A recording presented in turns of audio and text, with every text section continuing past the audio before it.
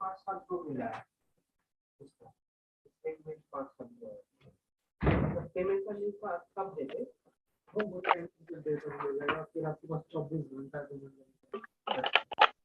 और बोलते हुए जो भी करे एक बार पूरा करना मतलब है, एक दिन का 9,000 में स्टार्ट, अगर नहीं आया और फिर होना तो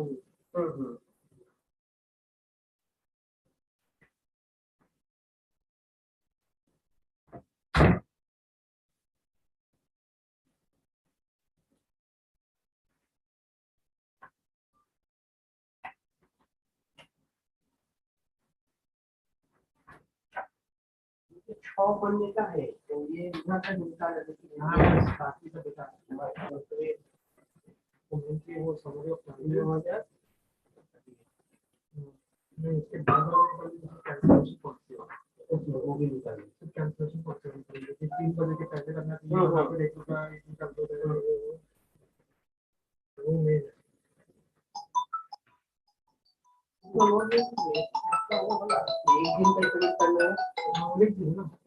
Yes. Yes.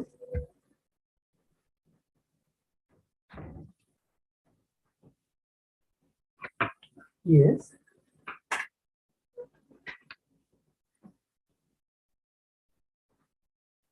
Hello. कैसा? मान किसका? मान किसका?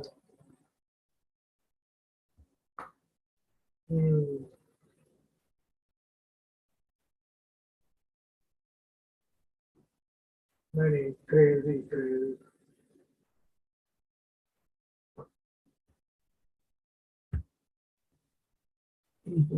हाँ.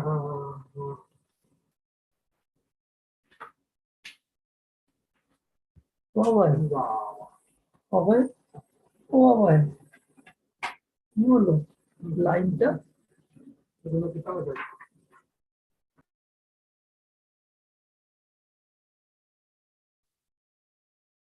Good afternoon, Manju ma'am. We can now start the session.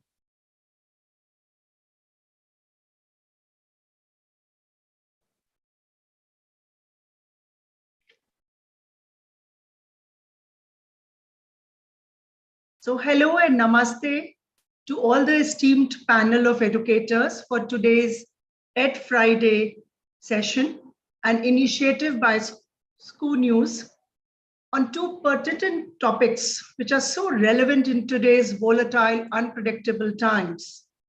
Both the topics are focused on student-centered learning. The first one, student agency through student engagement and co-creation. And the second, curriculum design principles to prepare a student to the VUCA world. I, Manju Rana, National Awardee 2019, Director, St. Anandram's Jaipuria Group of Schools, an active member of Sahodaya Ghaziabad, NPSC, and STAR, Samarthya Teachers Training Academy for Research, is privileged to be the host for today's session. To set the context of session, it is very important that we accept that students are no longer passive recipients of information. They are now actively engaged in their own learning by deciding how they are going to learn, what pace would be, and hence all these self-paced modules are in place. What place, whether it will be online or whether it will be offline, school, or is it a remote learning, what they want to learn. And hence active engagement in curriculum, content, design, choice of subject is extremely important. Today's student make their own e-profile, identify what they want to do, also identify the internships or the summer training that they would like to pursue. And this is as per their interest. And of course, the guidance of parents as well as teachers and school. And if we want our students to flourish खाना, and also made resilient to face unpredictable future of the VUCA world, we need to discuss, deliberate, and design a curriculum with a much deeper understanding. And hence we are here today to discuss how to make our student future ready for the world of volatility, uncertainty, complexity, and ambiguity. I'm really looking forward to a very interesting and a very effective engagement for the next 2 hours. So our first session will be on a student agency through student engagement and correlation. And it will be moderated by none other than Mr. Abhishek Bagchi. And I know this topic is extremely close to his heart. Mr. Abhishek Bagchi, Director MIT, World Peace School, Pune, has Masters in Information Technology and is also a postgraduate in Education Administration. He has more than 27 years of experience in education sector and has been associated with some of the premium institutions of the country and UAE. While I was going through your profile, Mr. Bagchi, I found that, you are a very enthusiastic reader, I think, which is very important in today's time. We as educators should be well-read, writer, a quizzer, a musician, and above all, a passionate trainer and educator. Welcome, and over to you to moderate this first session.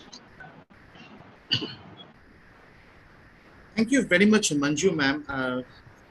Appreciation coming from you means a lot. I think it's really my pleasure and honor to be a moderator of this eminent panelists. Today's topic, as you said, is very close to my heart. So without any delay, I think we should start. With your permission, we can start this session. Yes, today's topic is like student agency through student engagement and co-creation. Now, student agency. We educators at present world always are talking about this particular aspect, like student agency, how to create a student agency inside a school. So, more than 300 participants, more than 300 audiences watching us and listening to us. So I'd like to start with Trilok, sir. So Mr. Trilok, seeing your question first, can you just, before going actually to the question, I would request you to start with a little bit of introduction of what is student agency. And I would like you to explain student agency with some examples that schools can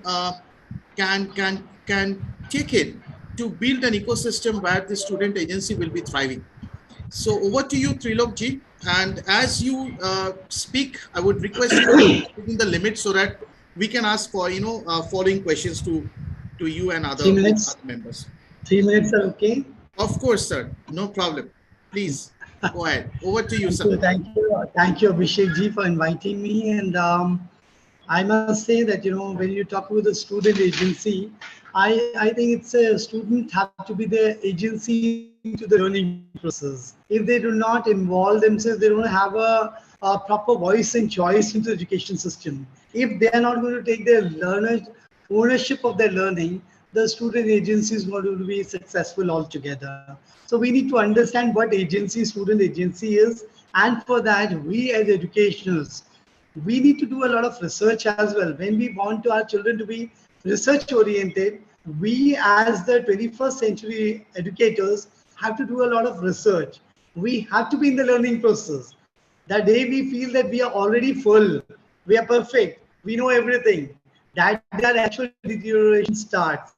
In the 21st century, a futuristic educational one who makes a student agency in the school. Even the teachers have to become the agency of change. They have to become the agents of change. Even the teachers have to do a lot of things. And I'll just talk about how the student agency and the ownership of learning by the children have to be taken. In our school, since you have asked for 2 examples, I'll give you the examples quickly. First, we believe in the student-led, inquiry-based education. And how will that happen? Simply writing it and speaking it out will not make it happen.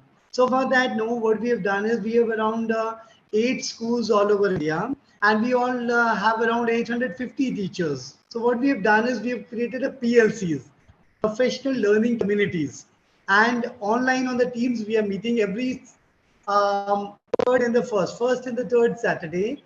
We meet from 8 to 10 for 2 hours in different PLCs. It's Maths PLC, Science PLC, PRT, IBPYP PLC. Then we have the PLC of our art, craft, music, the foundational domains. And these people discuss with each other. They all co-create the curriculum all together. And then they are going to have the session planning, UI plannings, everything happens together in collaboration. When we are going to tell the children to collaborate, the charity begins at home. If the teacher is not doing and only preaching, it will never be taken by the children. So we need to have no difference between, there should not be a gap between our action and words. What I'm saying, if I'm not doing in my school, I cannot say this with a full conviction that our PLCs are very, very fruitful to us. There the teachers are sitting and discussing and working and talking about how giving the ideas to carry student forward the transaction in a student-led manner. Because if I'm talking about all this and go to the class and start working on the chalk and talk method, then again it becomes a teacher-led class. It has to be a student-led class. The questions asked by the teacher should not also be the direct. It should not be close-ended questions. Then again it becomes a teacher-led. If we want it to be a student-led, if we want the student to be an agency, then we need to float the essential questions, where we throw the questions which everybody analyzes in their own way. This is one example of student-led inquiry based. Second, what we are doing is we believe the children have their own voice and choice, and for that what we are doing is we have a goal setting activity in the school. Every child has to decide what is the what kind of a goal what I want to achieve. I want to do football, I want to do academics, I want to do music, art, craft, guitar, what the child wants to excel in. There should be one academic and one foundational domain. Scholastic and foundation have to go hand in hand. In the olden times, the people used to say that खेलोगे कूदोगे, पढ़ोगे लिखोगे बनोगे नवाब, खेलोगे कूदोगे होगे खराब. But it's no more like that. Today, the children have to be absolute all-rounder. They have to understand everything of everything. I'll give you an example of Mahabharat. In that, Dronacharya was asking, what can you see on the tree? There was a fish which was put. Everybody was saying, I have seen the whole tree. Bhima was, I have seen the tree and a fish there, and the eye is also visible. Arjun said, I can see only the eye. Yudhishthira said, I can see the tree, I can see the fish, I can see if somebody puts the bow there, that, if the arrow goes there, that I can see the ants which are moving underneath. When this fish falls down, these ants will die. So it has to be holistic. I believe more than Arjuna, I believe Yudhishthira's way of thinking was more holistic. He was thinking of almost everything around. So that's today very the teacher interesting. It's a very interesting perspective you are putting it here, Trilok. Thank you for bringing this topic here, because you said that to look at it in a holistic aspect, and I am sure that the educators who are listening at this moment will use this knowledge and will try to motivate our students try to think from a different. I really like your goal setting activities that you are doing inside your school. Like that's a nice gesture. Coming to your topic, I'll be just actually continuing and I'll be passing it to Hema ma'am. Hema ma'am is present here, right? Yeah, sure. Yes, Hema ma'am, taking the key from Trilok sir, I would like to ask you, like, we always talk about scholastic, the teachers, everyone is like an expert of talking about scholastic. But knowing your background, like you've got a strong background of drama, if I'm not wrong. So can you just throw us some of the lights, like how post-scholastic can be used to make the student agency and to establish a student agency inside a school? Because I'm a strong believer of that. So can you just help us understand as a leader how you're going to help us understand that post-scholastic, the role that it can play. Please, Hema ma'am, over to you. Thank you. Thank you, Mr. Abhishek, and thank you, Mr. Trilok, for setting the tone for this wonderful webinar where we talk about students. As educationists, I think for us, the center of all attention are the students, and we are constantly thinking about how to make life and school life especially interesting for all of them. And in our school, of course, we do believe that a happy child is going to be an intelligent child because they're going to have the quotients, right? The social quotient, the emotional quotient, and all the other ones which are definitely necessary, which parents are looking for. So not just the children, but I think in this whole equation, we need to take into consideration what the parents also want for their children. And in this, of course, when a parent is looking for a school which gives us holistic education, they're looking at a child who is maybe creative, who can be collaborative, who can be, of course, compassionate. So some of the programs that we run our school are mostly centered around the football ground, maybe, or maybe in the multi-purpose hall, where experiential learning is the one that we focus on continuously. Experiential learning is the place where they learn all their life skills. And these are skills which will help them, grow in life, able to handle whatever life throws at them. And definitely in the last few years, we've seen how our children have beautifully handled the pandemic. We were the ones so worried, how are we going to get to them? How are they going to stay intact? What is it going to do to their social and emotional quotient? But they have surprised us. I remember telling my student counselors to be very careful when these children come back to school, because we need to help them so much. But in fact, it was the other way around. They were the ones who were supporting us. They were the ones who were reaching out to us and saying, things are back to normal. We are all back in school. Things are going to be fantastic going forward. So I feel that what they missed in the last 2 years during the pandemic was of collaboration on the sports ground, in a basketball court, or working on strategies on a table tennis table, or maybe in planning for the MUN, or maybe looking at science club. And these are areas which we feel, and in fact, our school definitely feels, are the areas where maximum learning happens. Education, lots of institutes are providing now offline, online, in schools, on the net, on everywhere. So there's nothing very new that we can provide. Curriculums may be different, the way we assist children may be different, but what we can definitely bring the difference in is in how we ensure that they become good citizens, that they learn how to deal with whatever life throws at them. So yes, in our school, that is the focus area, and I'm sure all the schools here are doing exactly the same. Brilliant, absolutely. Like post-scholastic is the domain, as you rightly said, they are on the collaboration, and not only that, in the post-scholastic, in a football ground, for say, they feel that they are not being judged in that way, so they are feeling that safety. And I think the safety is the first criteria to create a student agency inside a school.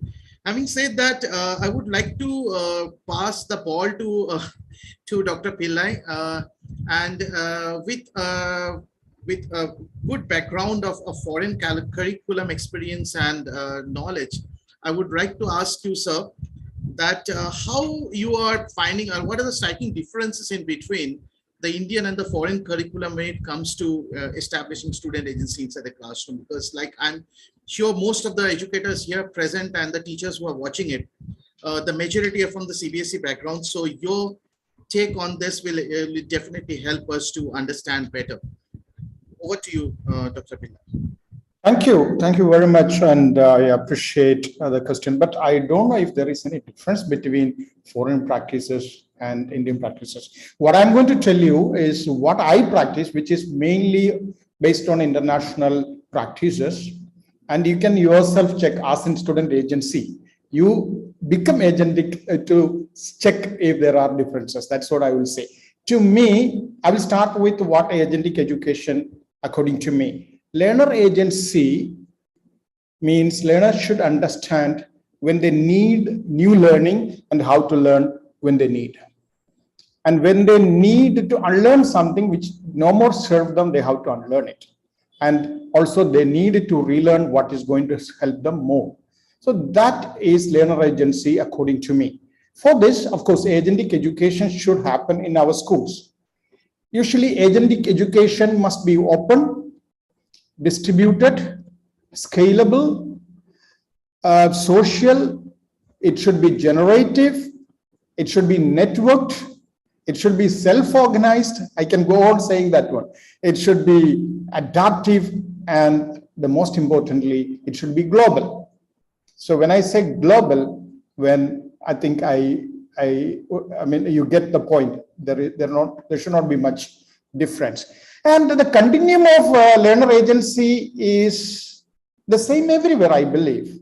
Of course, the pace of development of agency may differ according to different culture, the parenting style, the school style, and all. The learner agency's continuum is like this: voice, Mr. Bist mentioned that one, voice, choice, engagement, motivation, ownership, purpose.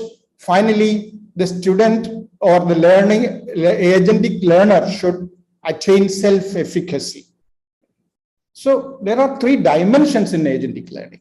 These three dimensions are: one is self, one is others, consideration to others, and consideration to the environment. So accordingly, we have to plan our learning activities. Usually the students, as he mentioned, some, of course, Ms. Hema mentioned about goal setting. I think she's the one mentioned, right? Or Mr. Bish. Anyway, one of the speakers before me mentioned about goal setting. Yes, that's the first thing that happens. Set advantageous goals. Initiate action towards achieving those goals. Reflect and revise the progress. And internalize self-efficacy. That is agentic. So for this, usually what I ask my teachers to follow, or what I practice, is community of inquiry framework, as Mr. Bist mentioned. And another one is universal design for learning. Universal design for learning is a better framework for learning learner agency. In universal design for learning, there are three networks they mentioned. One is the affective network, there is a network, recognition network, and there is a strategic network. The affective network is why of the learning, and the recognition network is what of the learning, and the strategic network is how of the learning. So that's how the learning agency is developed. And accordingly, learner voice is developed, learner choice is developed. Ownership is something that will happen automatically with the process. So usually there should be a teacher-centered program to initiate this one. Teacher-centered means, for example, teacher can develop personal learner profile according to the merits, according to the pre-assessment, everything of the student. Learner profile can be maintained. Then learner will take up their own voice, pick up their own voice in due course. Finally, it will become learner driven. That is agentic learning. And it is the same with the choice also. We have to give them an atmosphere, an environment that is conducive to learning. Accordingly, it will be teacher-centered, then it will be learner-centered, then it will become learner-driven. Then it becomes like, say, agent. Do I have time to put one or two more points in this one? Then I can go ahead. Otherwise, that is learner agency. This way, once the learner agency is put forward, the VUCA world that we are talking about, VUCA is volatile become vision, uncertainty will become understanding. What is the third one? C. Complex. Complexity becomes clarity. Okay, and ambiguity will become agility. That is agentic. Nice. That's a brilliant way to put it, Dr. Pillai. Hats off to you. And you spoke about learner driven. I absolutely agree too. And that must be the highest learner outcome that we are looking at.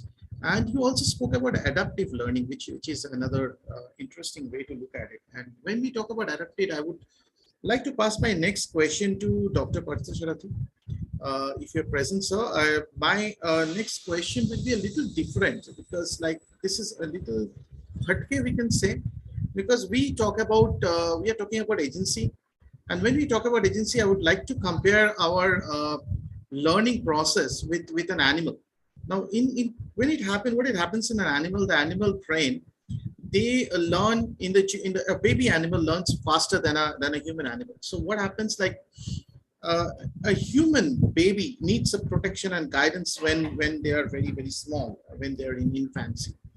So what I would like to ask you is, like, how an educator would like to find a balance when this agency should start. That's my question, number one. And do you think that this whole definition of creating agency and understanding and getting the protection from the family, from the teachers, everything, the whole definition is changing due to the advent of technology? So over to you, Dr. Parthasarathi. I would like you to help us understand when the educators should start building up this agency among the learners. Over to you, sir. Yeah, it's a beautiful, thought-provoking question. From the point of the Chamber of Commerce and the management seminar, now the VUCA has come to the educational arena. 4 years back, this VUCA term was acronym in the management and the Chamber of Commerce's domain. The question is that when we define ourselves is not an animal, that's the wrong concept. We are an animal, social animal, and normal, all the animals, whether human being or non-human being. The difference is that the rationality quantum.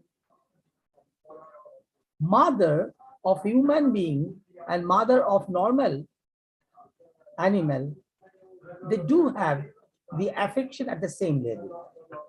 And after delivery of the child, both cases, they try to protect. But the question is that how long? You see, the lifespan of an animal and lifespan of human being are different. But if you quantify in the ratio, you'll find it will be almost same. So the life of a cat, life of a dog, or life of a human being, the ratio of the taking care of the parents, I'm talking about the mother. Like in our case, how long it takes to stand on our own feet? Maximum 2 years. Maybe for cats and dogs, it may be 3 to 4 days. And after the feeding is over. So the protection of the parents in the modern world, which you are talking about, yeah, it's getting changed. Now, why it's getting changed and how to restore it, if you ask me, it's not a Western concept. I find it changes with the different sort of conflicts. Like the problem comes like there is no problem in the family, but both the parents are screen addicted to TV. The child is neglected. Always we think the disturbed child means the ideological conflict of the parents. No, it's not true. The parents are working and they are screen addicted towards TV or mobile. The child gets neglected. The conflict between one parent and one sibling, the problem starts. The problem sometimes happens when the child himself is addicted towards something which makes him low esteem and demean the self-respect. So in that case, the majority of time which he spends at the school level, the role of the teacher now comes in. Now the question is that when you talk about these days, the term, like we're talking about the agency and the co-creation, then all these terms, normally these are the 10 to 15 years back terms for the research work for the PhDs. But it has come to the school level now, and we can understand now the responsibility of a school teacher to deal with such type of children who are very much lonely, in the sense having low self-esteem, and they create some sort of their own world in their mind. The teacher has to identify, but it's very difficult. The normal teacher cannot identify if it is a mainstream of schools where teachers are treated and teachers are taught to conduct a class homogeneously, thinking all the children from topper to the last boy same, and she cannot give justice in 50 minutes to identify this type of children and to take special care of that. So the teacher has to be empathetic, first of all, and at the same time have some acute sense of perception and the observation to identify such type of children. They may not have the mental retardation in that sense when they we admit them for the special school, but there are students in most of the good top level elite schools, the mental health of educated rich family, elite family are very, very poor, unhealthy. That is my observation. Thank you, Dr. Chakraborthy. It's like you have thrown the light exactly what I was looking for. You actually, that's a different perspective that came up here. Like, yes, I mean, this discussion and talk about student agency, definitely there will be students who need some special care. The students with learner disabilities, Dr. Pillai spoke about learner profiles. So definitely we need to take care of these learner profiles in a separate way. Coming to a very interesting part of our today's session, and here I'll be coming back to Trilok sir. Trilok ji, are you there? Yes, right. So Trilok ji, if you're ready, then I'll be asking you a set of questions, like we have 5 questions here, and these questions will be like a rapid fire. So one thing I would like, I would request you just answer me in a very short, if possible, a 1-word answer. Right? Sometimes it is difficult, but I do not require any justification for your answer. You just speak your mind. One request to each and every one of you. Just stay honest, because that honesty is going to help us in taking it forward. And maybe taking this cues, Spoon News can come up with another kind of debate or discussion from the answers that you are giving. Yes, Trilok ji, are you ready? Are you ready, sir? You are in a mute. Yes. Yes, I'm ready. Right. So question number 1 to you. Do you believe that majority of the educators understand student agency? Yes or no? I repeat. No. Big no. Big no. Thank you. Thank you. Second question. Do you think that the teachers are naturally reluctant in releasing the control while teaching? Do you believe that the teachers are naturally reluctant to release the control? You said yes. Thank you. I think yes. Thank you very much. Your third question. Can you mention, according to you, the most important criteria to establish a student-centric ecosystem? The most important criteria. Most important criteria is first to train the teachers. Capacity So that they don't make it teacher-centric. It has to start from scratch. Yeah. So you put the agency on the teachers to get themselves trained and then come back as to create agency inside a school, right? I like it. It has to be student agency as well as teachers agency. Teachers also have to be the owners of bringing the change from within. They should not be going with this conventional, traditional methodologies altogether. No problem. I understood. No explanation required. You're absolutely right. I agree with you. Question number 4. Do you believe our Indian family system is an obstacle towards creating student agency? To a certain extent, at times, parents partially agreeing. Parents have a mindset. When we make a student agency, they say there's no like we have a IBP. They say, sir, I Sir, I don't No need books, any nothing like that. explanation. Okay, just you said yes, partially yes. I'll take your answer. No explanation required. Partially. Yes. And the last question to you: if you're asked to give one suggestion to the audience who are listening to you, who are trying to create a student agency in their respective organizations, what would you say? One suggestion as they are trying to create the student agency in their school. One suggestion. One suggestion. The best suggestion is that the teachers have to change their mindset. That's it. Absolutely. Absolutely. Brilliantly put. Thank you very much, Mr. Bist. You have bang on to the point, and each and every answer I really, really agree with you. And thank you for being honest. That's the best part of it. Over to Hema ma'am. Hema ma'am, Yeah. Are you ready? Yes. Okay. Your question number 1 coming to you. Do you feel that our present textbooks are suitable enough to facilitate student agency? No. Thank you. Thank you very much. Question number 2 to you. What is the one skill you want your teachers to get trained at to improve student engagement? Your teachers. Yeah, listening is a major skill that all teachers need to inculcate immediately. Thank you. Probably that is the primary skill required to develop the student agency. I hope your teachers are listening to you at present moment. Yes, okay? to an Thank extent. Lovely. Third question to you. Do you believe that students can also be considered as co-creator of the curriculum one day? Yes, very much so. Have you ever tried it?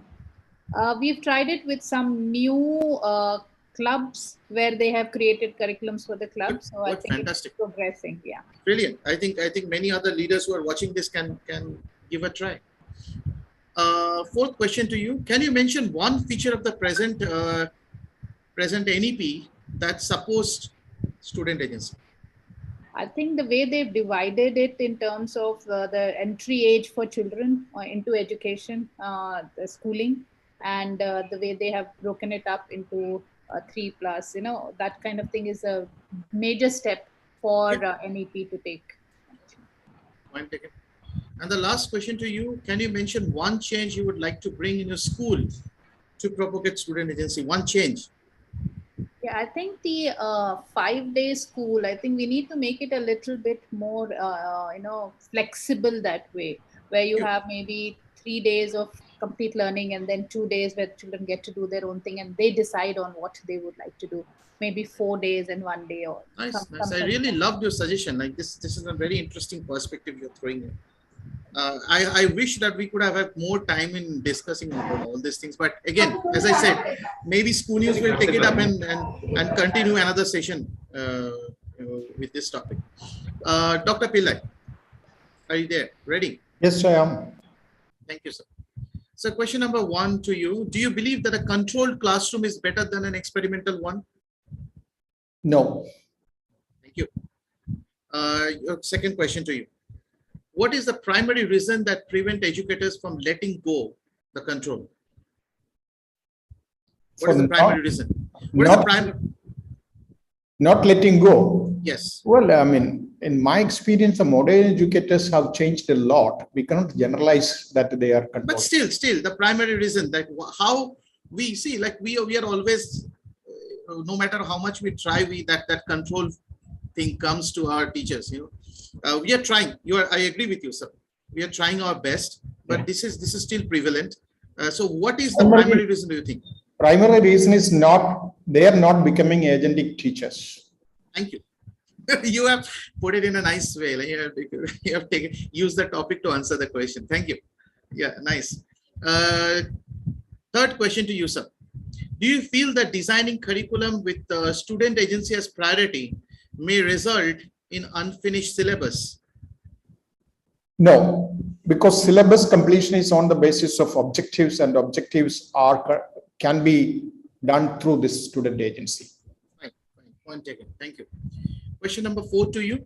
Do you feel that our present student assessment system supports evaluation of student engagement? No. Thank you. Because what we need is criterion referenced assessment system. Thank you. Thank you very much. So a lot of work required. I hope that the educators present here are already working on it. I'm sure about it. Okay. The last question to you, sir. Do you feel school uniform, standing in a queue, or other standard operating procedures in school can be an obstacle towards student agency? No, because a certain element of regimentation is also required in human life. That regimentation comes from this type of practices. So you accept that kind of balance there, right? Thank you, sir. Thank you very much. And thank you again for being very, very honest here. And really, I really appreciate it. The next round is like Professor Chakraborthy. Are you ready, sir? Yeah, thank you, Mr. Abhishek.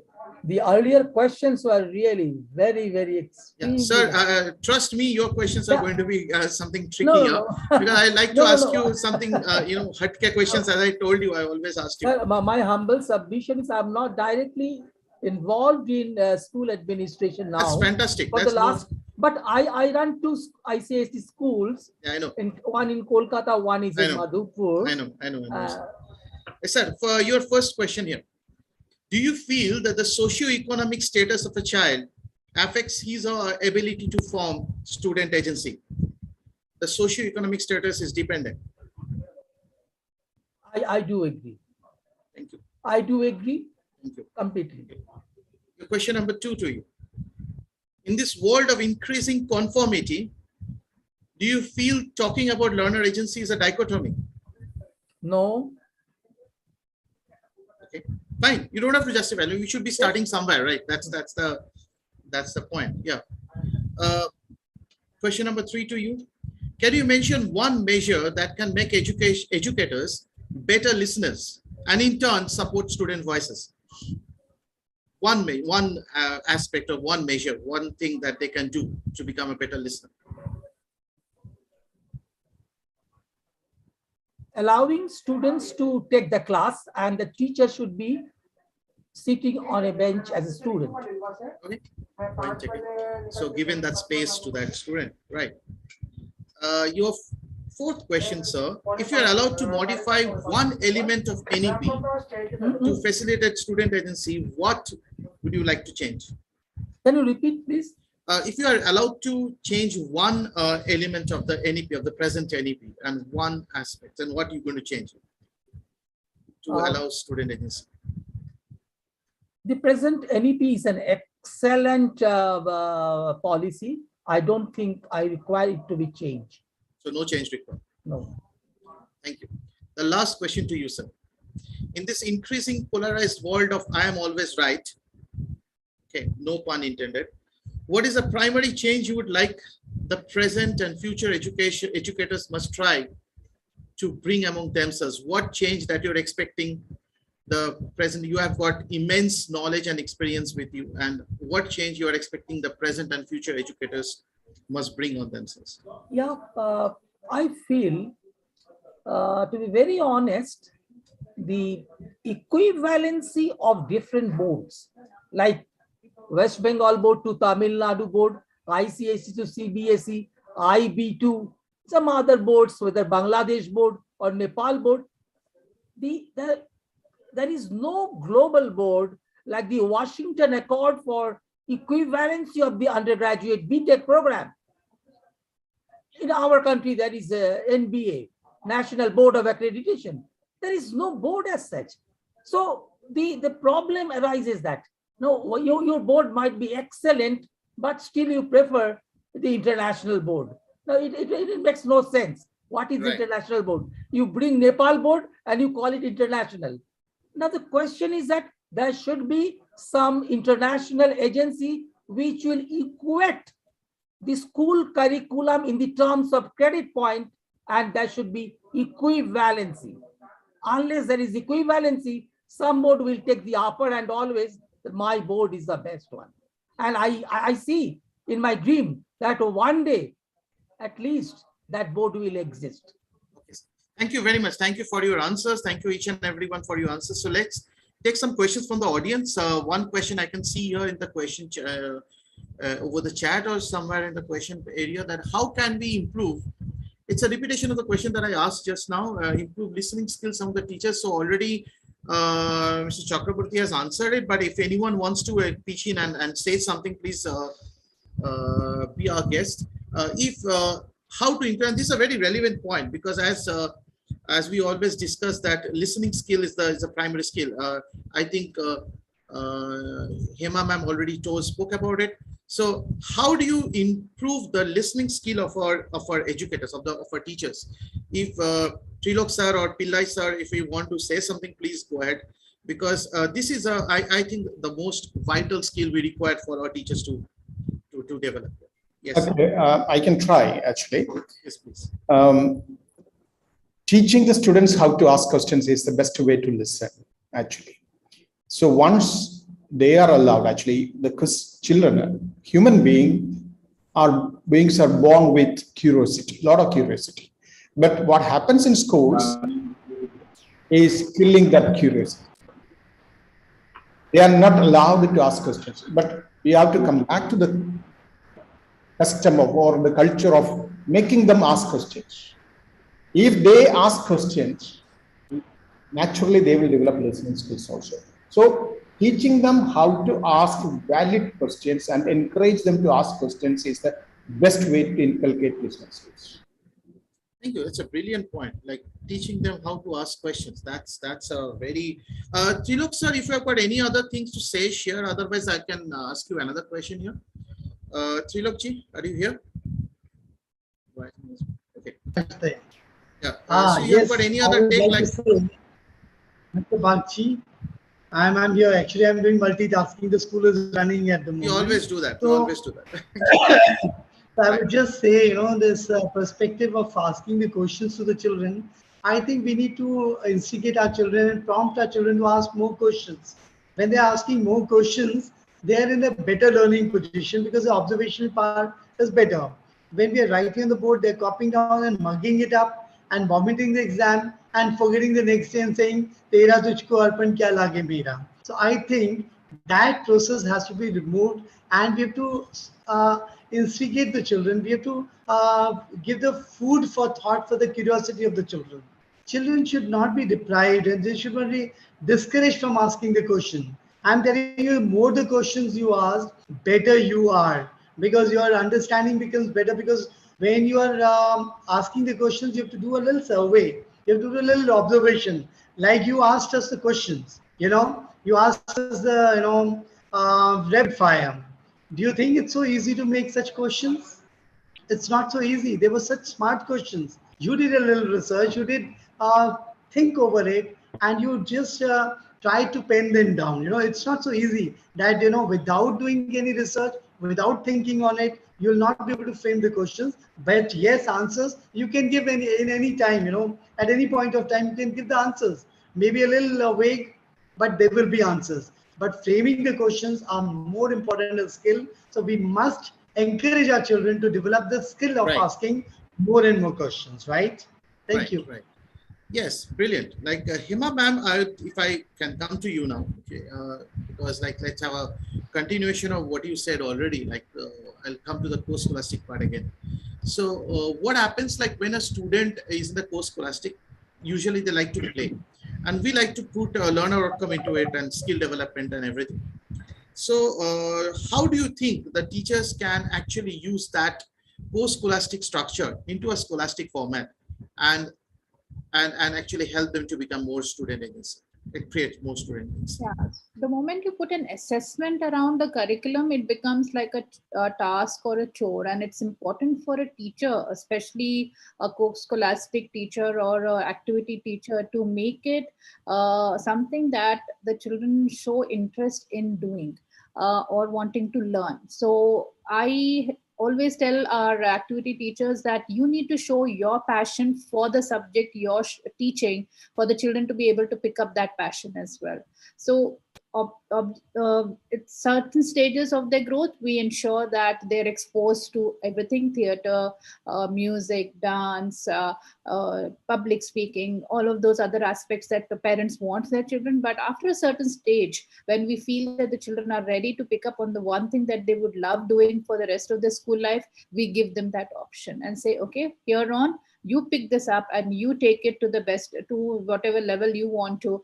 create your own clubs, figure out the competitions you want to be part of, and then give them as much exposure as possible through the school so that they can showcase their talent. So we have something called learning the treasure within for our children. So each child has some treasure within them which they are born with, and it's for us at a school level to help them explore it, bring it out, and nurture it, so that they are, when they take it up, they make their passion as their career as well.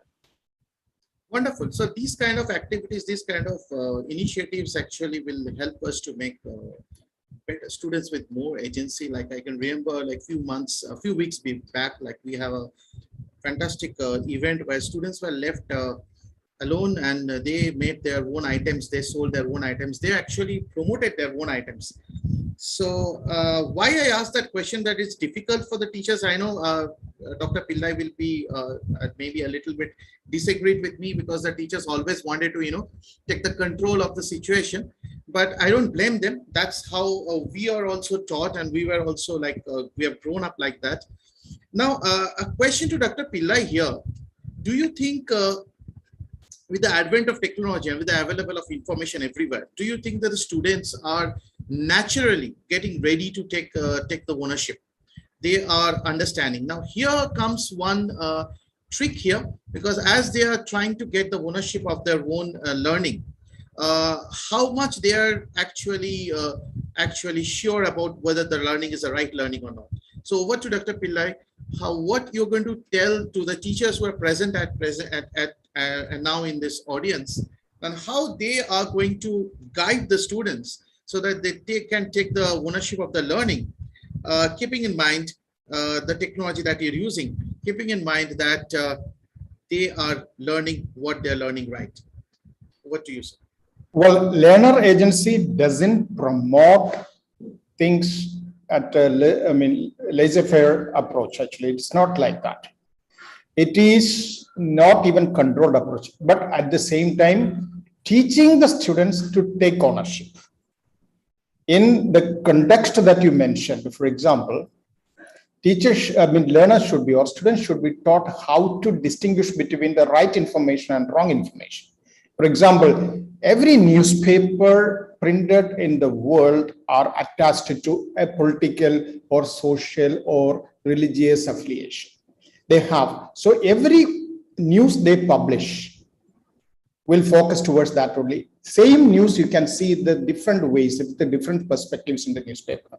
But what is true, you don't know. That is why we sometimes say, if you don't read a newspaper, you are uninformed. If you read a newspaper, you are misinformed. That is what people say. The same thing happens in the digital world also. Internet is an ocean. And what to pick, what not to pick from there is something that we have to teach them. And that teaching has to happen in a controlled way. It is never told that it has to be an uncontrolled way. The ownership is not an uncontrolled way. It is like, for example, I can give you, if you have time, I can give you an example of a real situation that happened in Chile in 2010. 33 miners were submerged below 700 meters, that is 200 to 300 feet. Right. And their team leader was also there. This team leader and a new minister for mines who did not have any information, who did not have any knowledge about mining. They worked, actually the minister and his team worked from above the ground, and his name is Luis Ursana. He worked with the team of these 33 people from under the ground. After 69 days, they emerged. And here, they took the ownership of a lot of things there. That is a very classic example of real life agentic learning, actually. They were desperate at the first position.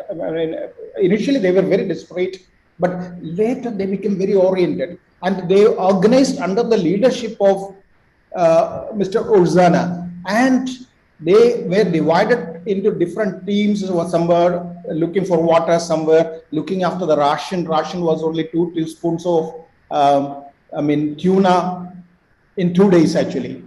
They were given to, like, so this way they finally emerged victors. They came out. So ownership is not that everybody can do anything as they please. It is not like that.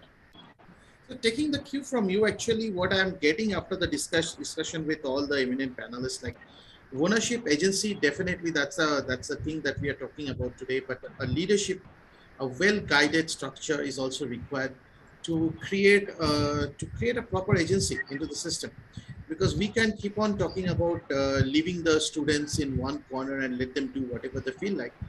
But we must have that bandwidth. We must have that, I would say, mindset. Someone spoke about the mindset to allow the student to make the mistakes, and then again come back to the cycle and learn from the mistake, as someone spoke about, unlearn, relearn, and learn and relearn. So this whole process is the key where we will be actually successfully creating a student agency inside a classroom. Nice. Thank you very much, each and every one of you. It was a pleasure talking to you all, and we actually went from North Pole to South Pole and discussed each and everything possible. Thank you, Dr. Pillai. Thank you, Mr. Bist. Thank you, Ms. Hema, Dr. Chakraborthy, each and every one of you. And above all, thank you, Ms. Rana, Ms. Manju Rana, to allow us in this panel and discuss about very relevant and very interesting topic which we all are talking at this very moment. Thank you. Over to you, Ms. Rana. So thank you, Abhishek. I think it was a wonderful session. And like Trilok said, I completely loved the rapid fire round. And I think this rapid fire round gave us a lot of clarity, because we were not debating on it, but we were actually stating facts. And I think that's important that, we be courageous enough to share the facts.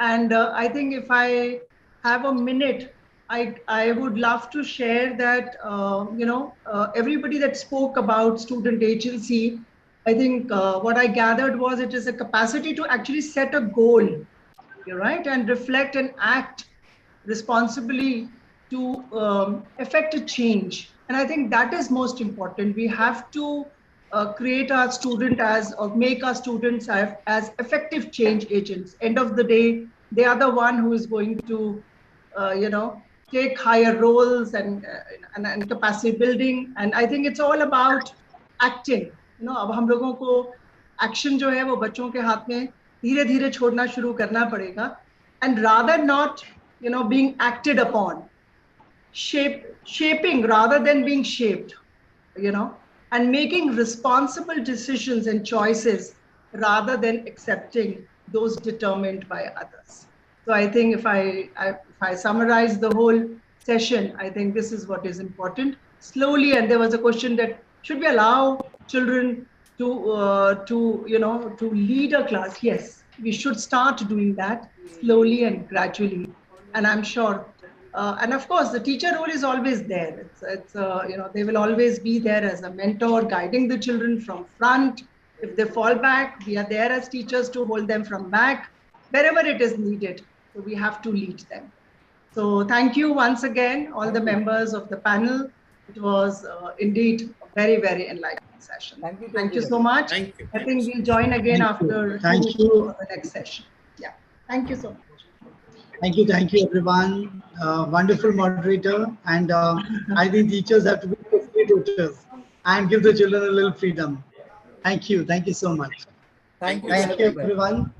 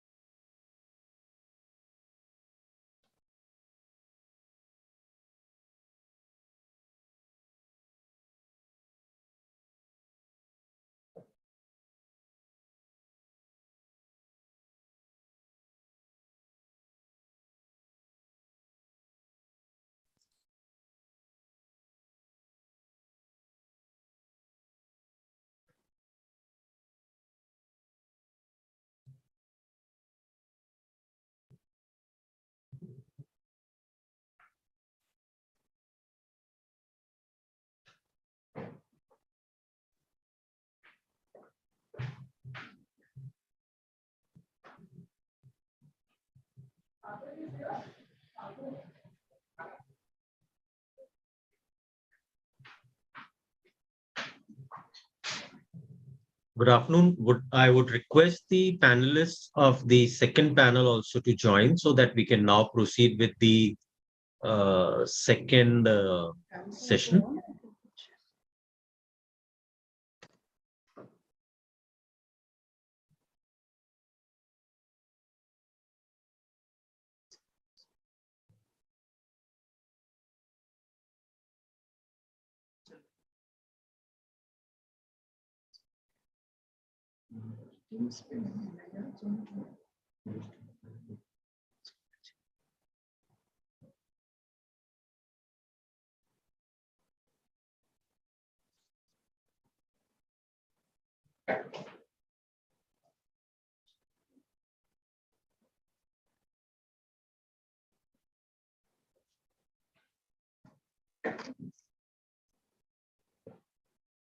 So welcome back to yet another very challenging VUCA world, and how as educators, we can collectively create a curriculum design principles to make our students future ready. So this session's topic on curriculum design principles to prepare a student for a VUCA world will be moderated by Ms. Taruna Kapoor, Principal GD Goenka Public School, Indrapuram, Ghaziabad. Ms. Kapoor comes with 20 years of experience and has been associated with Microsoft since 2018 and have completed more than 150 courses. Wow.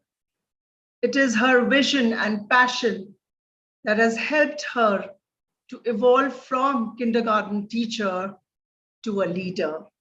She is of a firm belief that a child who reads will be an adult who thinks.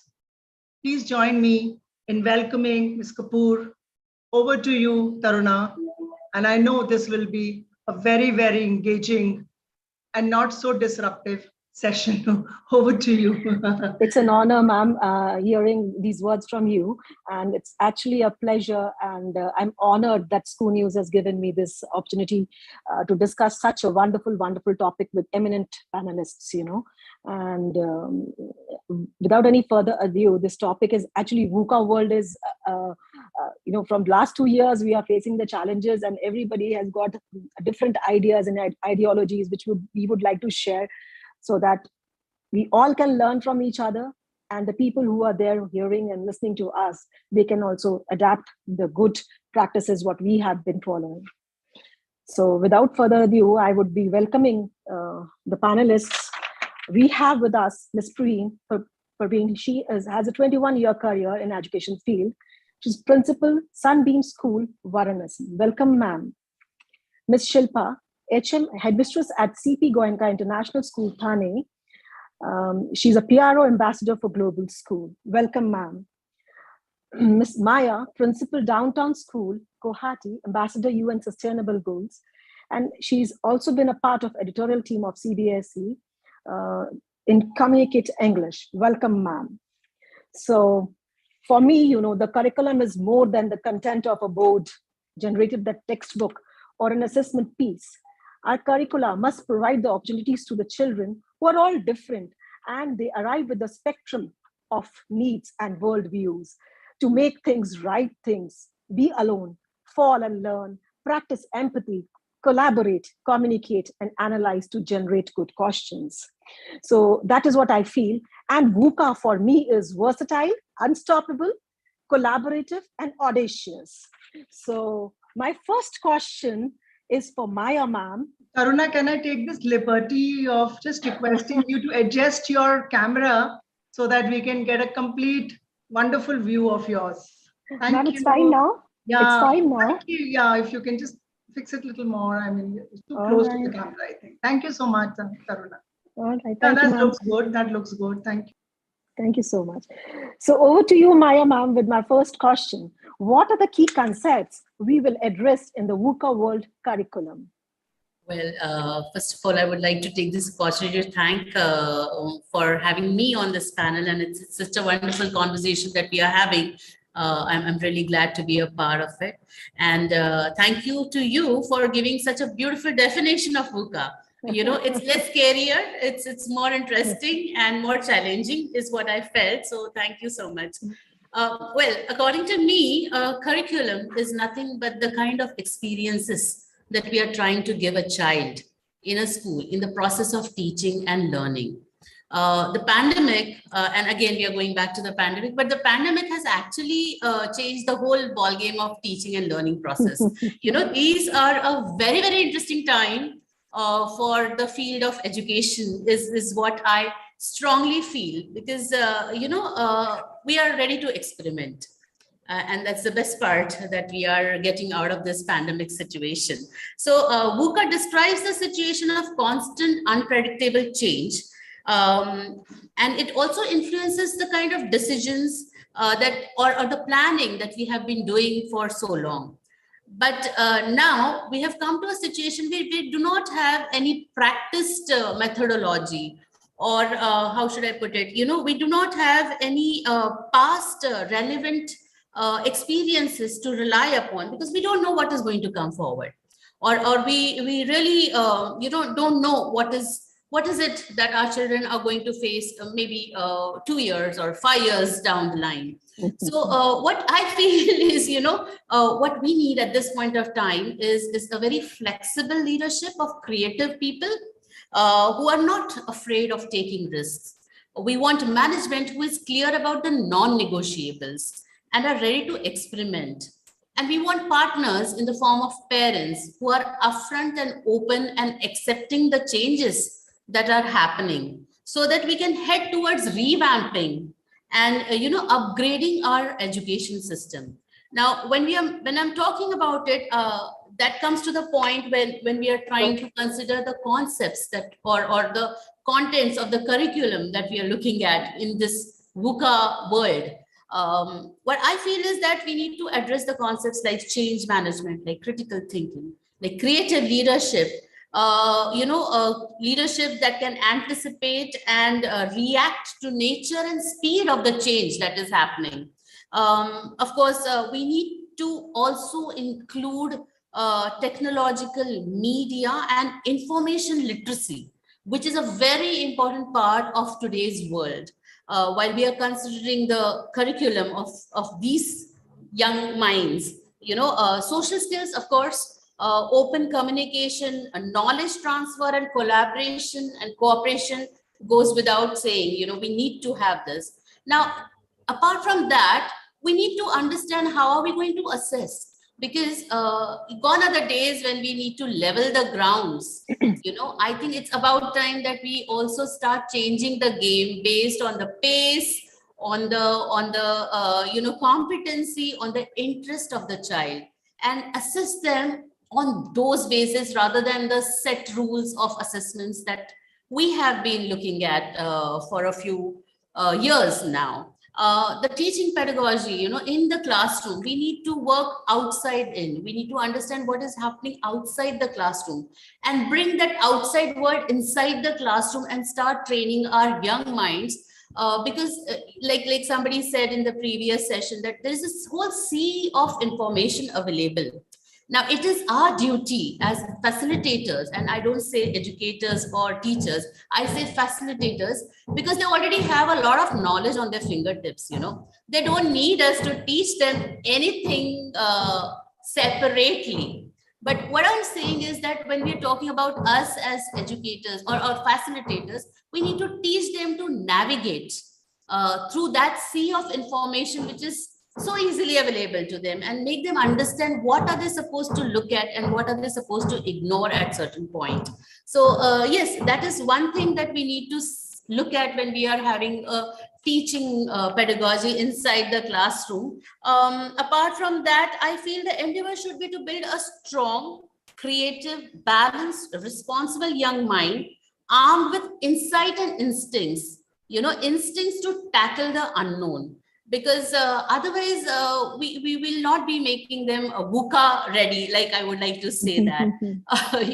So but then having said all of this, again, when we're talking of VUCA, we don't know. So our curriculum should also have that opportunity of being flexible, of being open-ended, being dynamic in its own nature itself. So I feel that is what I feel should be addressed when we are trying to design a curriculum like that. So well said, Maya ma'am, that we have to be flexible, open-minded, dynamic. We should have critical thinkers with us. We should have creative leadership with us. So you have taken up all the stakeholders in this building the curriculum design, and which is actually true, because we have been facing these challenges from last 2 years, and still we are, all these arrangements are being done. So now my next question is to Ms. Shilpi. Shilpi ma'am, how will we ensure that these standards are emphasized throughout the year? Yes, thank you very much for getting me on this platform. First of all, it's a privilege to be here among all the great panelists and to share our thoughts and views. Well, as we are speaking about VUCA, and you said the standard to be emphasized throughout the year, that itself implies that it is going to be a process, isn't it? It is not going to be a one-time thing that we start and we give the instructions and it's done. So for us, yes, I would say we need, first of all, a clarity of what are we going to achieve, and a right kind of a mindset of all the people who are involved in this process, because that is very important if we really need to achieve something. So if these standards need to be implemented throughout the years, communication regularly. So just as we say, keep in touch is very important. We just set the process in motion and we leave it. That is not something which is going to work, because that is what I understood with VUCA. It's ever changing, and we need to keep adapting to these changes. So if we need to do that, clarity, right mindset, communicating regularly, and more so, a lot of responsibility even lies with us leaders. Like we've been talking about, having student centric approach. But when it comes to these kind of things, we also need to kind of ramp up the voice of our employees, of our team members. Give them also the platform, because just as kids are curious, team members also are curious. So if they are given that platform and they have the ability to learn, and we give them that kind of a leverage, they are going to evolve and be, very good later on at achieving whatever clarity of vision that we have given it to them. As you said, the first one is volatile becomes vision, is what we heard, right? So Yes. vision to be achieved, we need to do this. So as leaders, are we ready, to take risks? Are we comfortable with the change? Is what we really need to look at. Only then we will be able to ensure that these standard procedures are, implemented throughout the year that we are looking at. So a lot of changes need to be done in self and in and around our team members so that we can achieve it. That's my point. Very well said, ma'am. It's so well said that yes, team members, of course, because we need to actually take a common view from each of them, because as we said, the children, the teachers, they're all creative. It's just that we need to ask and share and, implement things in collaboration and in consent. All right, over to Ma'am Perveen. My question to you is, will we use technology to support teaching and learning? How and what are the goals? Right. So good evening and Jai Hind, everyone. Thank you so much for having me on the platform. So on this onset, I would like to thank School News for giving to me a platform where I will be able to at least put forth some thoughts that I have always had very passionately thought about and discussed with the team that I have here in my school. So I come from a small town, which obviously, as compared to the metro cities, may not have the clientele. When I talk about clientele, it means the parent fraternity, who are as evolved as as in the big cities. So having said that, we also then in the past 2 years of the pandemic have struggled a lot in terms of them having access to technology. And when the students had been exposed to the importance of technology being integrated in the curriculum and being taken forward and bringing it into the classes, well, there were a lot of things that happened, some positive, some negatives. I will not touch upon the negatives so much, except for the fact that I would like to put forth the point that at this day and age, none of us can deny the presence of technology which is around us. And the students or the children at this age, they are IT natives. So they've been born with technology. We, on the other hand, are IT immigrants, right? So what happens is when the teacher fraternity is trying to imbibe that into the curriculum, well, then there is a whole lot of upheaval that's going to happen, and that's what we are seeing all around. So what I feel is, right as of now, when we are talking about technology supporting the teaching and learning in the classes, well, we cannot do without it. And there is nothing much to say in that, because we all know for a fact that we will not be able to do away with technology, because obviously there is so much that technology has to offer. Now it's up to the children and the teachers how we take it forward. So teachers nowadays, ever so often we have heard that teachers have been, sages on stages. But in the past 2 years specifically, the teachers weren't physically present with the students. So they were no longer sages on stages, rather they were more guides by the sides. And, literally so as well. So for them to not use technology and to deny the presence of it, well, that would be unfair.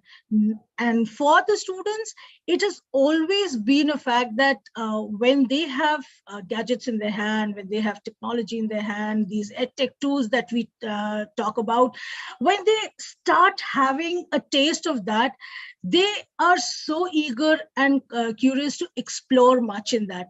So what I see is that, yes, we will be using a whole lot of technology, and that's the new normal, and that's going to stay for a while now, unless we get to, unravel something absolutely newer than what we know of right now.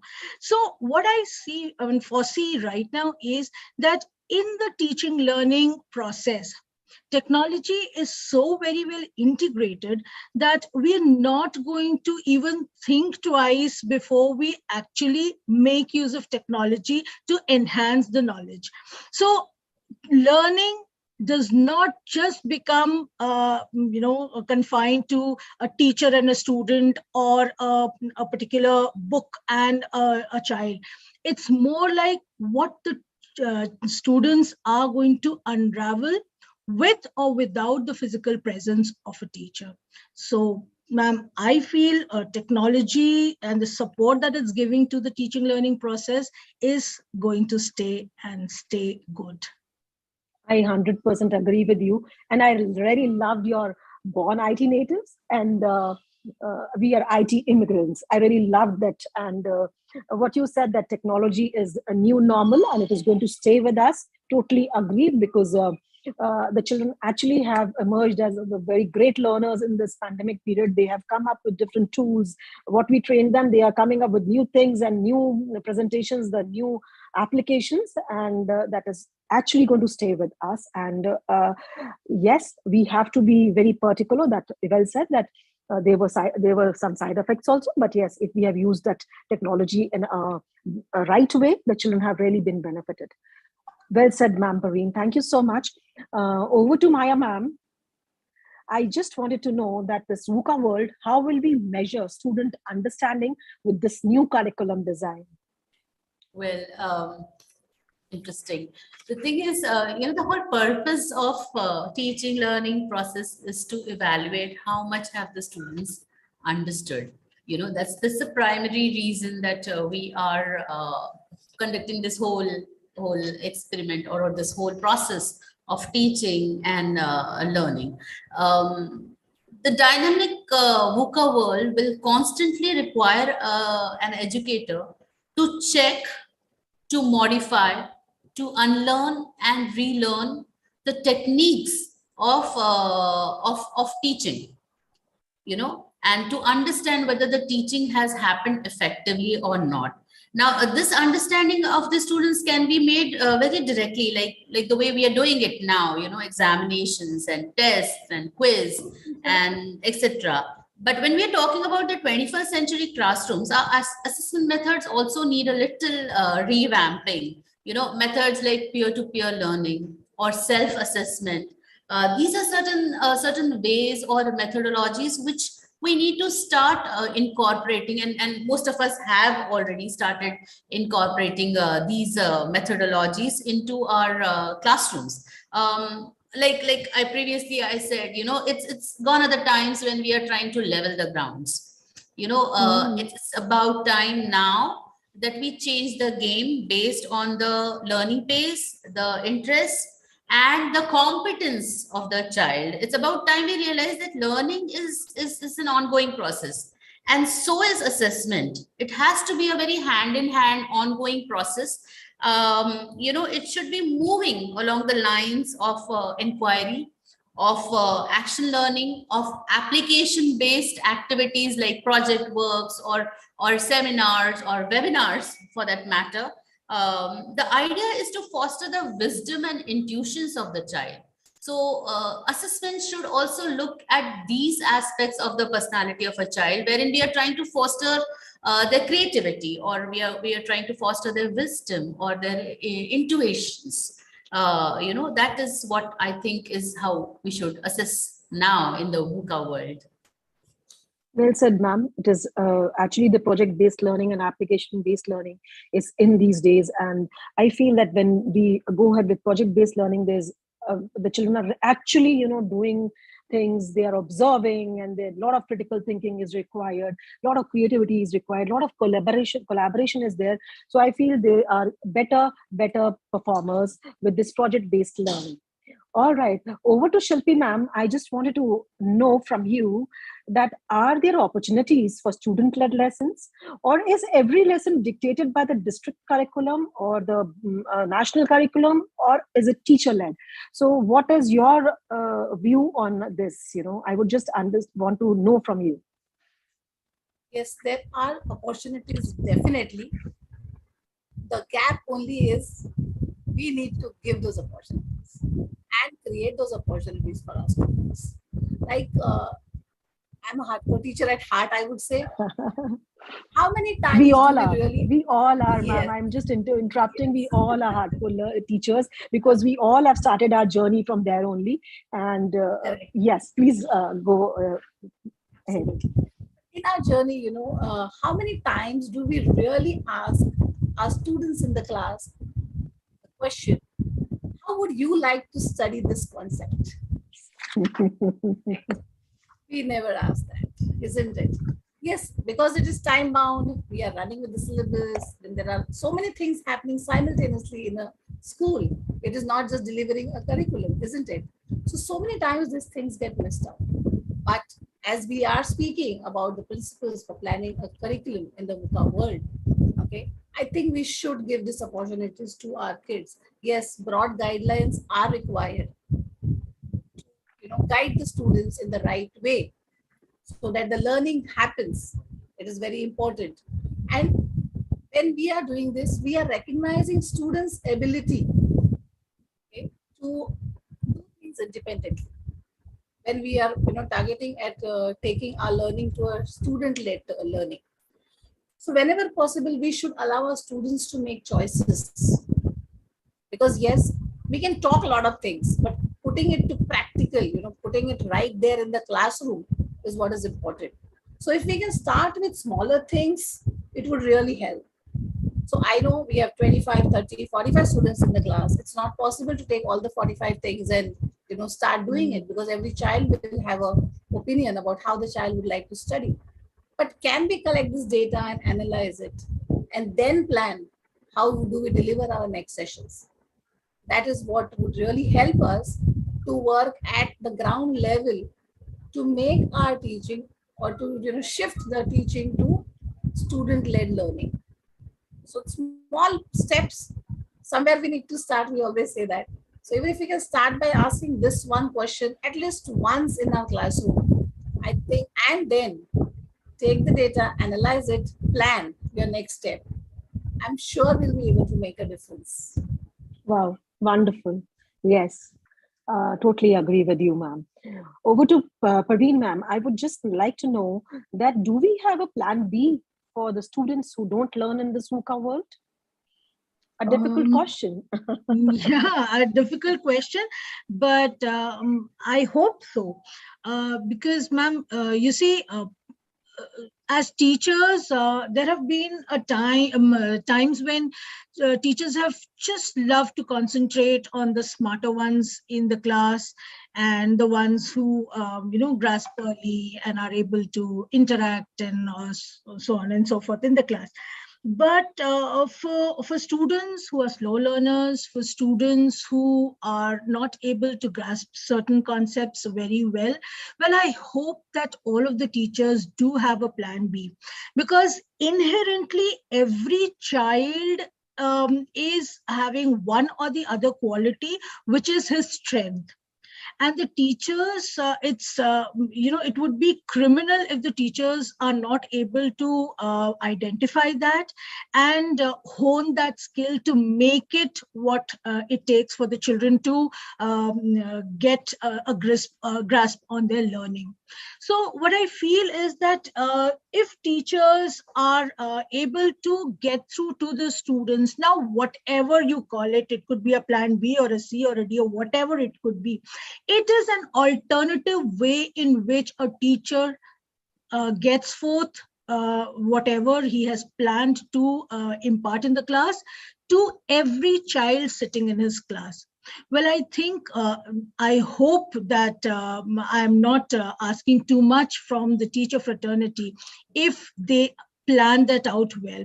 Because what I see is when we're talking about the VUCA world, what I see is there's so much of ambiguity and, there's so much of not knowing what is coming up, that children may not require the academic content so much as the skills that they must hone for themselves, the skills that would help them to solve their problems, the skills that would make them take decisions faster. So I think if those are the things that the teachers incorporate in the plan B that you talk about, well, I think the task would be done for the teachers. So yes, the teachers, if they still do not think about it, ought to think about a plan B. Of course, and I feel that every child is special and they have got some or the other quality which needs to just be taken and polished, So that is what I feel, that for me, all the children are achievers and emerged winners. It's just that we have to identify that how to work on them.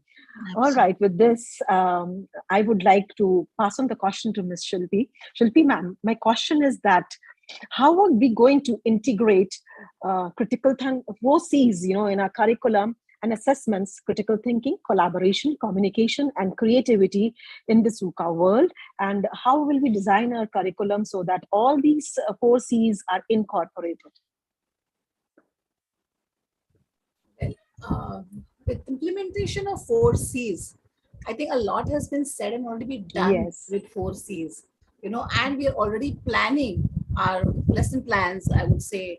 We have curriculum with a broad framework, with a lot of activities and a lot of projects being given to the students. It's been done. The main question remains is about assessments. Because assessments is where all these things are, not happening the way they should. Because yes, I have my lesson objective. I know why I'm conducting a particular activity. I have achieved that objective. But when it comes to evaluation, that is where the mismatch happens most of the times, right? And I think we all, to quite an extent, observe we are that. all are sailing in the same boat. Yes. So very important, very simple thing, as we have already heard, that is the way we ask questions.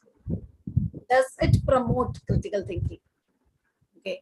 The way we put questions in our assessments, that is important. So you may put a question, still I would agree to a large extent now, they are asking questions which are promoting critical thinking, which is promoting creativity, right? But what about collaboration? How would that get reflected in a pen and paper assessment? Isn't it? So now that we all are speaking about a change and the way we need to, change mindsets and adapt to things, we need to also look at this particular aspect of assessments, the way we conduct our assessments. Is pen and paper the only way to assess and evaluate? Right? And I would also, some might say now that, ma'am, but we do the formative assessments, right? In which, we do tool-based and we try and assess kids at that. But how much is the weightage given to these things? Correct. So the weightage also matters. Right? Does it occupy just 1/4 and the next 75% is the pen and paper? So we need to look at these criteria again and revamp there, because now teachers are, maximum of them are exposed to this 21st century skills. They know the 4 C's. They've been doing collaboration with Indian schools, with schools abroad. Like they're becoming pros with that. But when it comes to assessment, the mindset of the teacher fraternity, for us, who may play a big role in, bringing up policies for assessments, and at the same time, parents. These 3 lines need to be changed, right? Otherwise, we may do the curriculum the best way, we may deliver it the best way, but when it comes to an assessment, it's a blockage there. That needs to be, operated upon and removed, I would say, because it is becoming critical. If we want our kids, like we have faced these things in last 2 years, how quickly the kids adapted to the change. Yes, yes. It did not take time, right? So they learn, they have the ability to learn fast. That is how they evolve as the better part of themselves as personalities when they go out. But yes, if we go a step ahead and make these changes into an assessment pattern, we are going to add more stars to their personality. They'll be more equipped to face the world. So assessments, type of questions, yes, but at the same time, the pattern. And even if you have changed the pattern, the weightage that has been given needs to relook. We need to relook at that. Only then these 4 C's are going to have the right kind of value. Otherwise, it only stays in the classroom till the teaching part and the learning part.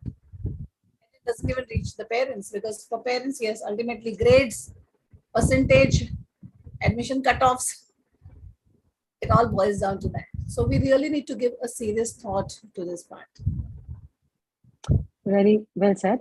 All right, I would like to know from each one of you on this question that any ideas about the assessment pattern. Over to Maya ma'am.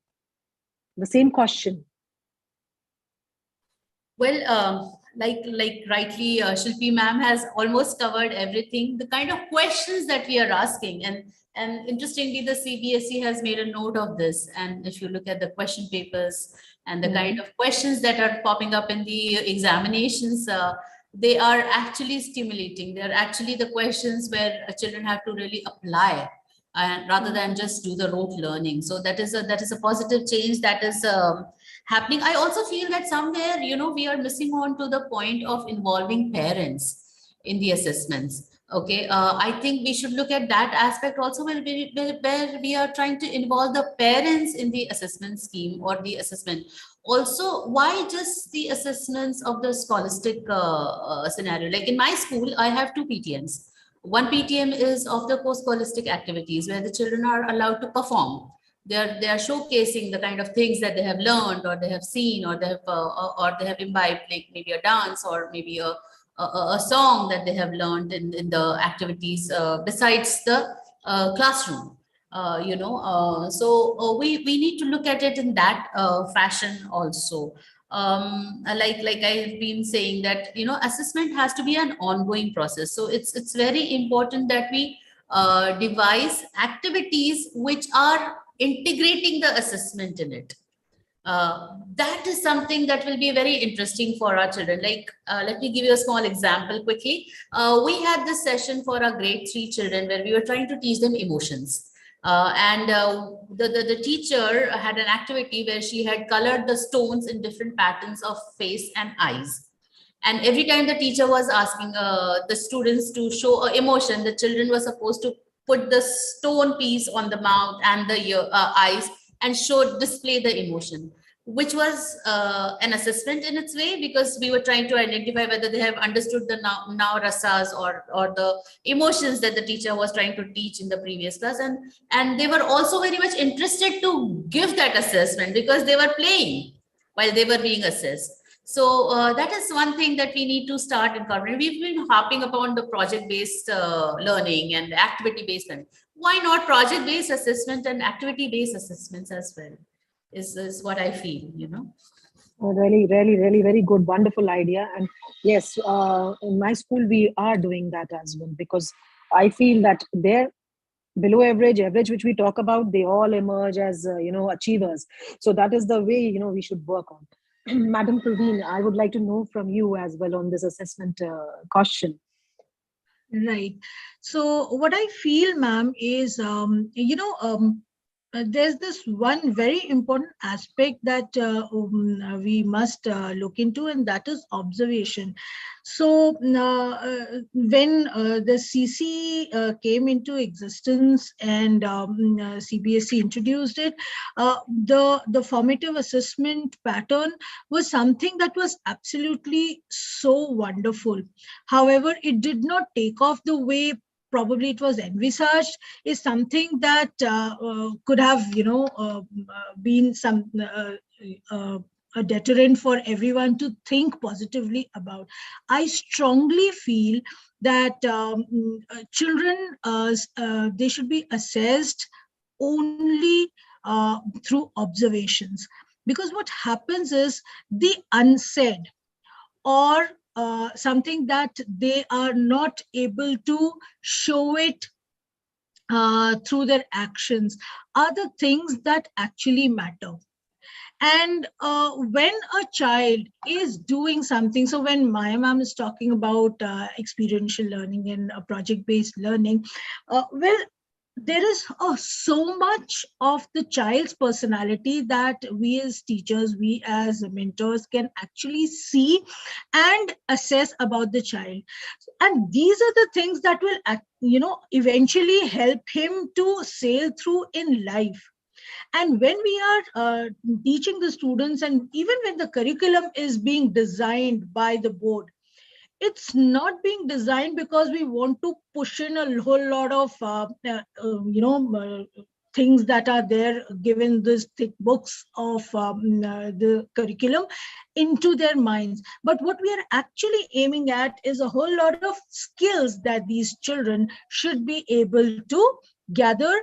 And that comes only when we observe the students and then give them a feedback and help them and motivate them to take it forward and hone those skills of theirs. So for me, assessment for students should always be through observations, through a lot of give and take of feedback. So and of course, there's one very nice way in which we do it, which is called acceleration. So we've always talked about, remediation, and a child has not been able to understand something. So, remediate it and do remedial classes and all of that. But I feel a very nice concept is acceleration, wherein we look forward to what may be the misconceptions of the students, what may be what the child will not be able to grasp so well. Those are the things that we need to envisage first, and then plan our lessons in such a way, even before we are going into the classes. So I guess assessing a child through pen and paper tests or any other method that we always follow, and when I'm telling we, it's actually all of us doing it. is not going to take them far, because what they will lack is a proper information of what are the things they actually need to work upon. So I think a formative way in which they are observed and given feedback and then helped in honing their skills is what it means to me. Thank you, ma'am. There's a question from the audience. Is NCRT curriculum fulfilling all the needs of the child-centered approach? Anyone who can, any one of you can answer that. Is NCRT fulfilling the all the needs of for the child-centered approach? So can I take that question? Please, just a thought. You see, NCRT books, they have a lot of scope for the students to think and think beyond the obvious that is written in the books. They help the students to actually research. They help the students to look for answers to the stuff that is there. And there's a whole lot of practical application of the things that are there in the NCRT books. So yes, the NCRT books is a very child-centric. It's only the thoughts and the mindsets of the general public, the students or the parent fraternity, which feel that NCRT books are not for the mainstream. But it actually is. It gives a whole lot of scope, because it's not giving you everything on a platter. It's making the students go beyond, push the envelope, and research and find out answers. I think what's more wonderful than having that kind of a curriculum and that kind of a book in the hands of the children. Thank you so much. I would, can I just add another point to this? And, Perveen ma'am, you're absolutely bang on right that they are the books that are facilitating the student-centric learning. But what is happening is there is a gap. There's a gap between the teachers, especially at the grassroots level. So I think it is about time now we start focusing on the teacher training as to how do we train the children.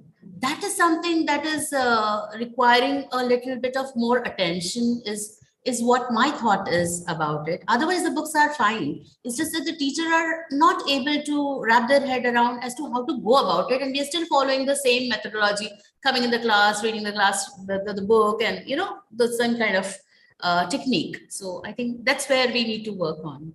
Actually, we need to, yes, you're true. We need to train our teachers to swim in from a pond to a sea. And it's the same with the children also, that we need to learn that how to swim in a sea. So it's like that. The content is there, but then, yes, we have to, the children and the teachers, they have to explore and, you know, dig and take it out. So very well said. Now, I would just like to question a very general question from you, that one challenge you can share which you faced during this pandemic and the VUCA world, which we talk about. Anyone, and what was the solution you took on that? Over to Shilpi ma'am. Any one challenge you can share, any experience which you felt that made you learn and you made many changes? It was a very drastic change for all of us. Yes. Because it was just one announcement and it and the world changed. Yes. Yes. Absolutely. So basically, I think the biggest challenge for all of us, I would say, was shifting from the physical school to the online school. And, you know, going through a lot of applications, some wants to, I mean, whether it's Google Meet or it's Zoom, what do we do? And these kind of things came up, and we really had to be very quick in exploring our options and taking the decisions. Correct. So during that time, when we leaders ourselves were facing this kind of challenge, we could have imagined what parents and our teachers were going through. So what we did was we kind of slowed down our pace, so as to say. We said, hold on. And after we did a quick exploration of things and the decisions that the management took, the first thing that we did is we started creating or educating the parents and our teachers simultaneously and preparing them for what was coming. I think that really helped us to go a long way. because kids, as I say, they really adapt very well. And it was fun for them because they could see their whole class right there in front of them on the screen. But the challenges lay here with our teachers and our parents to accept it.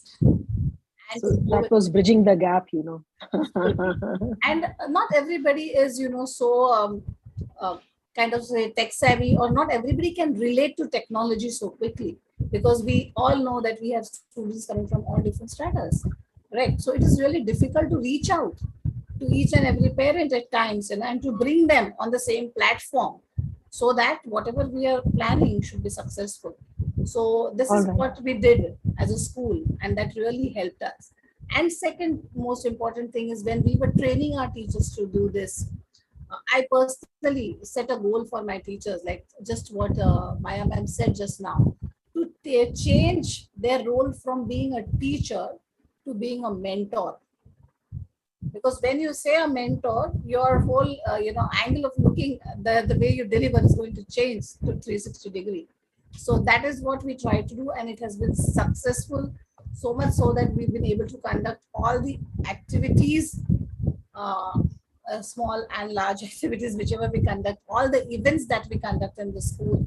In a physical school, we were able to transfer them to an online thing, done smoothly. And more so, lot of positive outcomes from this were, you all must have experienced it, I'm sure. Our kids have become very good YouTubers, having their own channels. Yes. Our personality has changed to a great Actually. So that is what has been achieved. The teachers who were not tech savvy, they also have. They're also now tech savvy and doing wonderful presentations and creations and lesson plans and all. So that is a big change which this pandemic and this VUCA world has brought. A very, very strong question for all of you. Is VUCA just the latest business fad that will fade into oblivion soon? Or is it a significant development that needs to drive the way we teach? Any one of you can answer, because we're just left with 5 minutes. Well, I would take this opportunity. See, change has always been constant, and we have been learning this right from our kindergarten. Like, the one thing that is common is change. It's just that we have defined it now. And since we have defined it now, we are in a position to at least have a benchmark or a definition of how much of a chaos it is. And VUCA is actually trying to help us to find some calmness, some sense out of this whole chaos, because we have at least a thread to follow, or we are at least aware of, okay, this is what is coming. It's not as unknown as it could have been when the pandemic hit us. So I don't think that VUCA is just a fad. It is the way forward, and it's very interesting to understand that this is the time where we leaders into education, or we people who call ourselves educators, can actually revamp and upgrade the whole system of education in a far better way, in a far macro level, because there are collaborations happening across countries. Not just within the cities or within the country, across the countries, we are trying to have the best practices. I mean, I was so happy when the bunch of teachers working with me were right, left, center doing trainings online. There were trainings done on special education. There were training done on differential learning, on inclusive classrooms, and they were all attending it, which was not possible earlier, because we had a restriction. So now I think VUCA is something that is not a fad, and I hope it doesn't just fizzle out like that, because it's giving me a lot of opportunity as a educator to experiment, to look at things in a different manner, and as along with that, it is very, very challenging, which is what is making my job very interesting, I must say. So yeah, that answers your question, I hope. Oh, great. So with this, I will just say that be clear where you are going, be flexible on how you get there. So that is our VUCA world. So it was a wonderful session, and a great sharing from all of you. Over to Manju ma'am. So I think we want to finish this session, on time, which is at 5 sharp. And I would like to express my appreciation to both the moderators for such a substantive session, I would say, which is based on fact, which is based on experiences, it is based on the work that they have done in the school.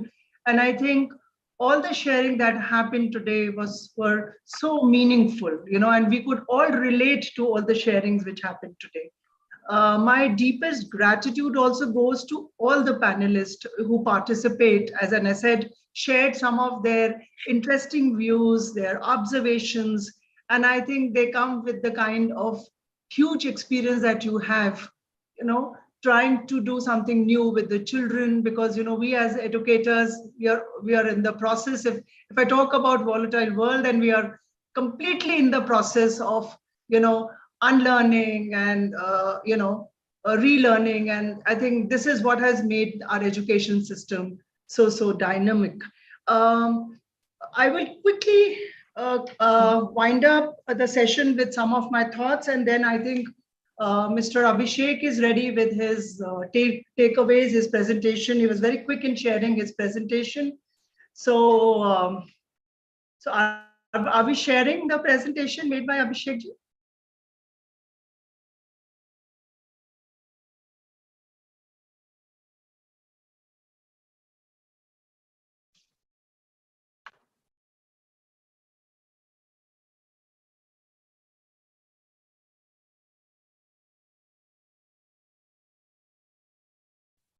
Yes, we can start. The presentation is live. Abhishek sir can, share his takeaways.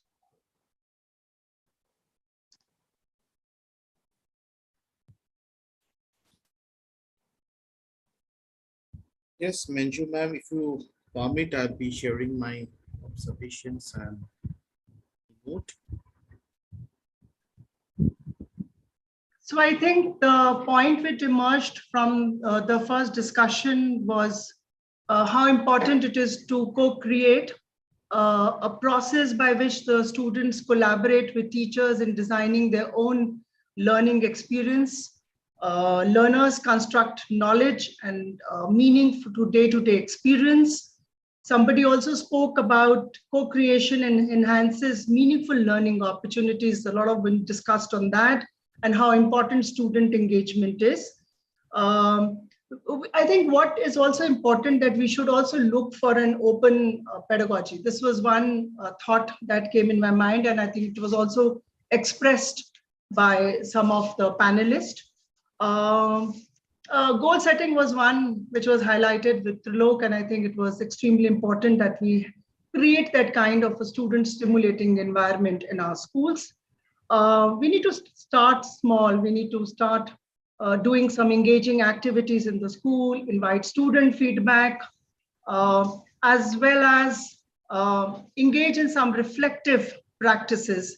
And I think what is important is to give a non-threatening environment, stimulating environment to the students in the school, and respect the ideas that actually come from the children. We don't wait for the ideas to come from the children. We are so excited that we start sharing our own ideas. And the moment teachers start sharing their own ideas, the entire creativity of the children dies there and then. So I think we should hold on our thoughts and allow children to express that. And I think that's what co-creating is all about. We have to give a direction to the children, and it's going to build a lot of confidence, creativity, and critical thinking skills that we are looking for 21st century learners. Over to you, Abhishek. Yes, Manju ma'am, I'll just reciprocate what you're saying. It's definitely all the panelists spoke in the same direction, same agreement that yes, collaboration is the key, and the educators need to do more research. They need to upgrade themselves. Capacity building is very important. And I liked how Mr. Pillai, Dr. Pillai said that learner-centered to learner-driven. That is where we need to, and definitely Mr. Trilok added the goal setting, which you again Yes, I also believe that the educators need to give respect to the voices. I think respect is also a key. And once we have that self-respect, once the students start understanding that yes, the teachers are coming down from the pedestal and coming down to the layer level, and trying to give them that respect, listening to them, respecting their voices, then that agency, the taking agency, because it comes from a safe environment. I said in that previous session that once you create a safe environment, the students start trusting you, the students start sharing their voices. There, and how to create that safe environment? Yes, of course, you start respecting the people, respecting each other, respecting the students. And in addition to that, we should allow mistakes to happen. That is also something that we need to be very much aware of. That we should allow mistakes to happen. We should allow that mistake inside the classroom and don't judge, don't criticize in public. So these are small but very essential steps that teachers need to take so that they create that safe environment for the students to share their voices. And once they start sharing their voices, the magic will start. And that magic can take the learning to a different level. That's what actually we were talking about and the eminent panelists share. Yes, over to Manju ma'am. I think it was a fantastic session and it's a privilege. Thank you, School News. Thank you, Ravi. Thank you, each and every member of School News to give us an opportunity to talk about it. And I'm sure that School News will keep on doing such wonderful sessions. And this is a small word. We always say that education domain is a small word. And we are very much empathetic towards each other. Dr. Parthasarathi spoke about empathy, which is a very important aspect. Empathy and compassion, and that's how the small world will understand each other. I can see the changes happening, definitely. The change is happening, and we always say that this present education system is in a nascent stage. They're just crawling. They're not even stood up, and thanks to NEP, and we all are trying to bring those changes here. Thank you very much. Thank you, Manju. Over to you. So thank you, Mr. Abhishek, and I'm sure by now Taruna would also be ready with few takeaways.